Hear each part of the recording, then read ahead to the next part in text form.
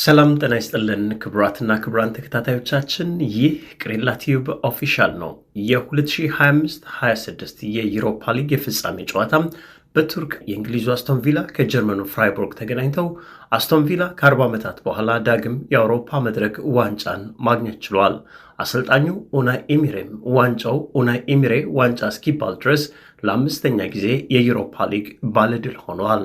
የዩሮፓ ሊግ ክብርና አስቶን ቪላ ታሪካቸው እንዴትና እንዴት ይሆን? እንደተለመደው በቅሬላ ቲዩብ ኦፊሻል እነሆ ብለናል። Aston Villa, Europa League winners. Aston Villa have done it. በቱርክ ኢስታንቡል ሰማይ ስር የዓለም እግር ኳስ አፍቃሪያን ሁሉ አይኖቻቸውን ወደ አንድ ታሪካዊ ስቴዲየም ልከው ነበረም። በአንድ በኩል ባለፉት ዓመታት በአውሮፓ መድረክ ትልቅ ስም ለመገንባት የዳከረውና ፍጹም ተነሳሽነት ይዞ የመጣው የጀርመኑ ፍራይቡርግ፣ በሌላ በኩል ደግሞ ከ40 ዓመታት በላይ የአውሮፓን ክብር የተራበው ነገር ግን በአውሮፓ መድረክ የማይሸነፉ ታክቲሻን አሰልጣኝ የያዘው አስቶን ቪላ የሚያደርጉትን ጨዋታ ለመመልከት የአስቶን ቪላ ደጋፊዎች ወደ ቱርክ የተጓዙት በስጋትና በጉጉት መሃል ሆነው ነበረም። ቡድናቸው ከ1982 የቻምፒየንስ ሊግ ድል በኋላ እንዲህ አይነት ታላቅ መድረክ ላይ ቆሞ አይተውት አያውቁም። ነገር ግን ሜዳው ላይ አንድ ሰው አለም። ስሙ ኡናይ ኤሚሬ ይባላል። እጁ ላይ የያዘው ታክቲክ ሳይሆን የስኬት ኮድ የሚመስለው ስፔናዊው የእግር ኳስ ልሂቅ ኡናይ ኤሚሬ 5 European victories, which puts him on a par with Trapattoni, Ancelotti and Mourinho. This is his competition and he's won it again. ጨዋታው ተጀመረም። ፍራይቡርጎች በጀርመን ክለቦች ልማድ ጨዋታውን በኃይል ለመጫን ሞከሩም። ነገር ግን የኡናይ ኤሚሬ አስቶን ቪላ እንደ ብረት የጠነከረ ሆነም።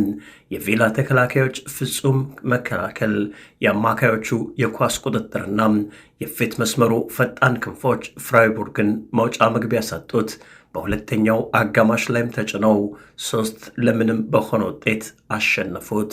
1-2-3 ኢስታንቡል በአስቶን ቪላ ደጋፊዎች እልልታ ተናውጣለች። 3-0 ፍጹም ድል። ይህ ውጤት ግን ተራ የ90 ደቂቃ ጨዋታ ማጠቃለያ አልነበረም፣ ከጀርባው ታላላቅ የታሪክ መዛግብትን የሰበረ ክስተት እንጂ።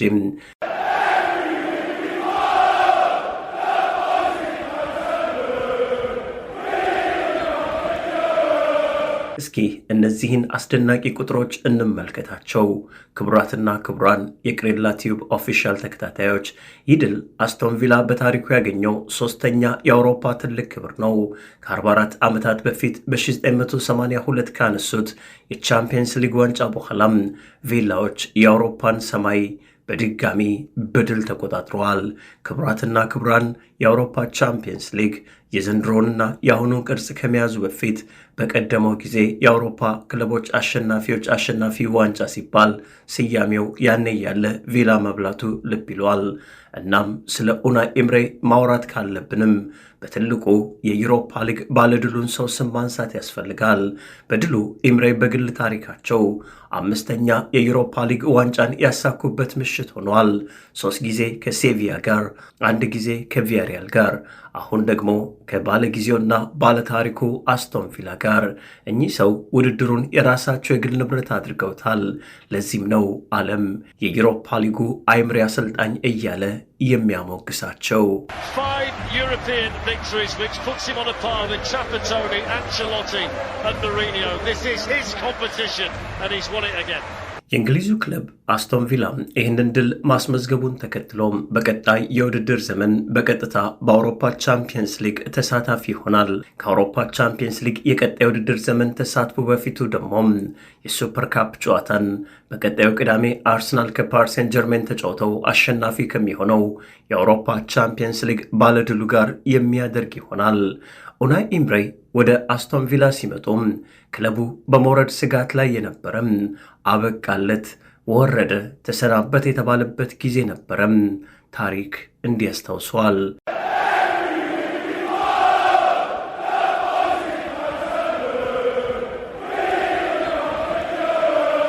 እንደ እንደ አውሮፓውያን አቆጣጠር በጥቅምት ወር 2022 አስቶን ቪላ በአሰልጣኝ ስቴቨን ጄራርድ ስር ሆኖ ክለቡ መውጫ መግቢያ አጥቶ ነበረ። በውጤት ማጣት በወራጅ ቀጠናው አቅራቢያ በ17ኛ ደረጃ ላይ ተቀምጦ እየተንገላታም ነበረ። ደጋፊው ተስፋ ቆርጦ ክለቡ ወደ ታችኛው ሊግ የመውረድ ስጋት አንዣቦበትም ነበረ።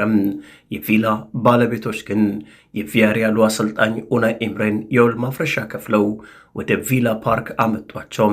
ኤምሬ ወደ እንግሊዝ ሲመለሱ በአርሰናል የነበራቸውን ያልተሳካ ቆይታ ለማጠብና ራሳቸውን ለማሳየት ትልቅ እድልም እልህም ነበረባቸው። ኤምሬ ክለቡ እንደተረከቡ በመጀመሪያ ጨዋታ ማንቸስተር ዩናይትድን 3-1 በመርታት ነው ስራቸውን የጀመሩት። በዚህ ውድድር ዘመን ቡድኑን ከ17ኛ ደረጃ አንስተው 7ኛ ደረጃ ላይ በማስጨረስ ወደ ኮንፈረንስ ሊግ አሳለፉት።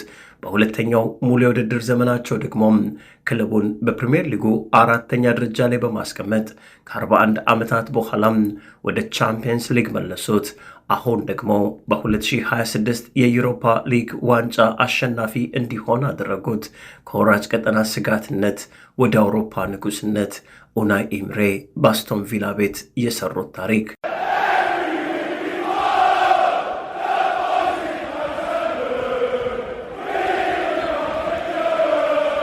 ጨዋታ መጠናቀቅ በኋላም የተለያዩ ሰዎች የተለያየ ሐሳብ ሰጥተዋል። አሰልጣኝ ኡናይ ኤምሬ ወደ አስቶን ቪላ ስመጣ ህልሜ ይህንን ክለብ ወደ ቀደመ ክብሩ መመለስ ነበር።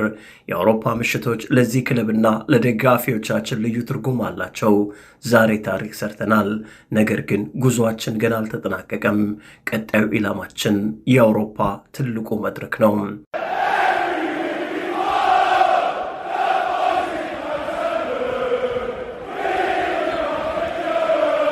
የእንግሊዝ መገናኛ ብዙሃንና ታዋቂ እግር ኳስ ተንታኞች የተለያየ ሐሳብ ሰጥተዋል።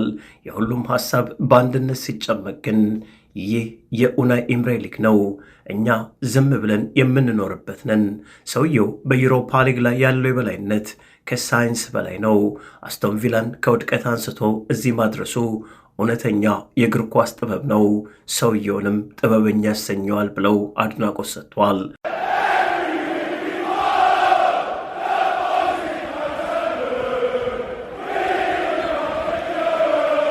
የአስቶን ቪላ ደጋፊዎች ደስታቸው ወደር አልባ ሆኗል። ለ40 ዓመታት በትልልቆቹ ክለቦች ስንቀልድ ኖረናል። አሁን ግን ኩራታችን ተመልሷል። ኤምሬ በቪላ ፓርክ ሐውልት ሊሰራለት የሚገባም የጀግና ክብርን ለክለባችን ሰጥቷል ሲሉም አድናቆታቸውን ሰጥቷል።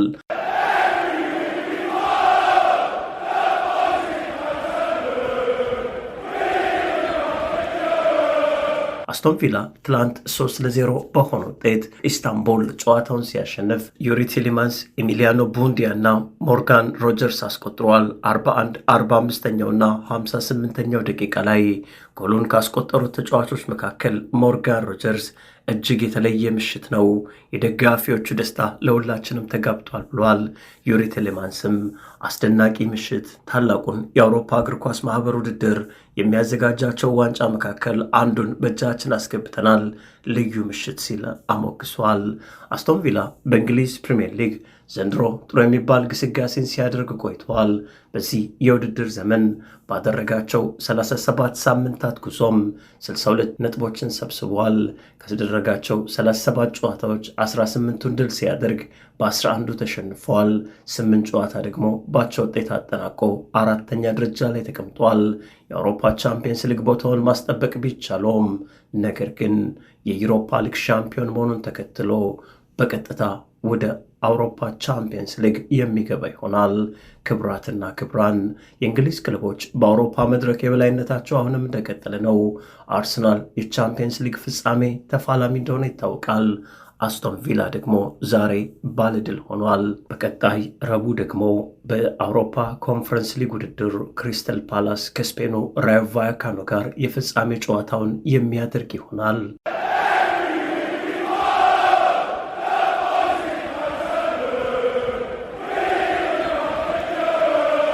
ምሽቱ በቱርክ ኢስታንቡል ልዩ ታሪክን ፈጥሯል። የ40 ዓመታት ጥበቃው አብቅቷል። አስቶን ቪላ ቤትም እንደ ትላንቱ የአርሰናል አይነት ደስታ ዳግም በአውሮፓ መድረክ በኩል ገብቷል። ድል ያለ ድል አስቶን ቪላና የቪላ ደጋፊዎች እያከበሩ ነው። ጤና ይስጥልኝ።